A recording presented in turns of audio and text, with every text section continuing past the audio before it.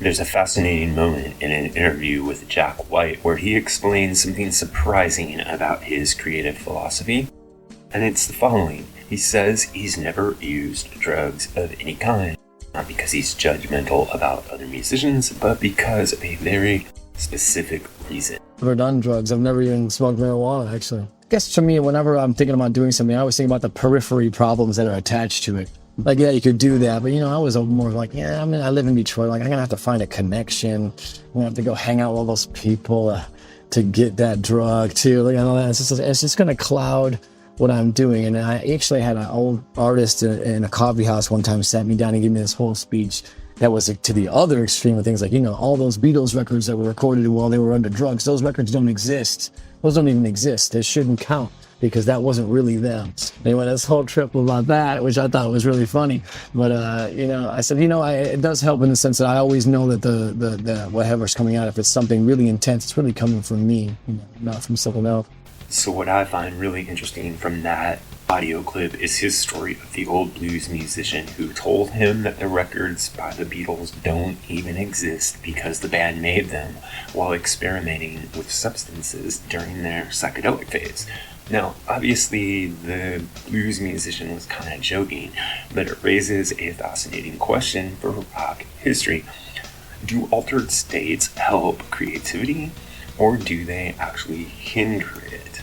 Now, if we listen to Jack White, he's saying that what's important to him about not using drugs is knowing that whatever creative output comes from him is truly his. Well, what does he actually mean by that? He means that he's keeping the original creative impulse as pure as that can be. So whether it's his work with the White Stripes or his solo projects, he's usually been all about his own creative limitations. So he'll work on analog equipment, he'll use old beat-up instruments. He likes restrictions because they force him to be creative. So when he says he wants everything that he makes to come directly from himself, it fits perfectly with that kind of worldview of whatever limitations I have, I don't need an outside agent to help me get over them. I want to embrace my limitations so that I can find creativity.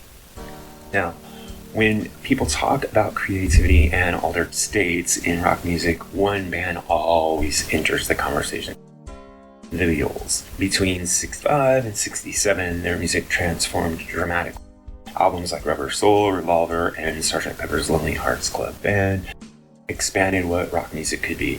So studio techniques became much more experimental, song structures became much more adventurous, and the band openly discussed the influence of the counterculture of the time.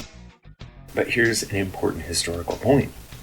The Beatles were already extraordinary songwriters before they started doing this. They had already written songs like Yesterday, or Help, or Ticket to Ride, and these were all done before their psychedelic period fully arrived.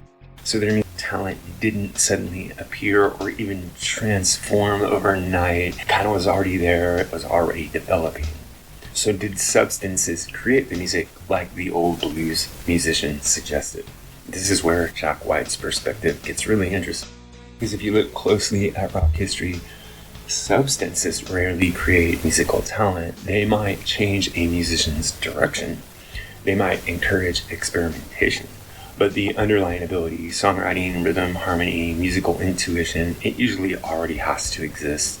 So if you look at artists who were, quote, toxic and then went straight, they are still productive. They can still create. They may change their direction, but they're not dependent on using substances to be creative. Now, the old blues musician that Jack White mentioned actually represents an interesting kind of generational divide. Because many early blues players valued authentic emotional expression above all else. It didn't matter how you played, it didn't really matter what style you're in. What matters is your life experience and the honesty of reflecting it.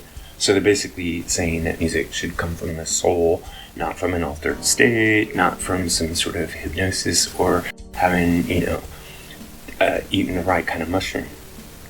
Looking back at rock history today, the truth is a lot more complicated.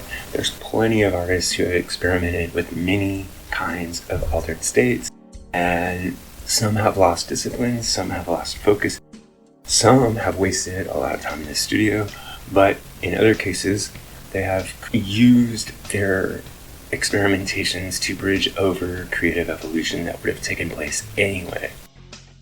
So when Jack White jokes about the Beatles records, quote, not existing, he's just making a deeper point. Creativity isn't something you find in a bottle or a pill. It's something that you practice and curiosity and years of obsession with music and craft. And when you look at the greatest artists in rock history, including the Beatles, this is what you see.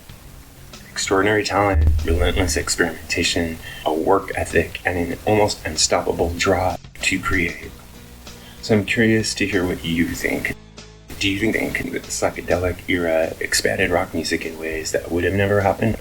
Or do you agree with Jack White that great creativity ultimately has to come from the artist alone? Or do you think the actual answer is somewhere in between? Let me know in the comments below.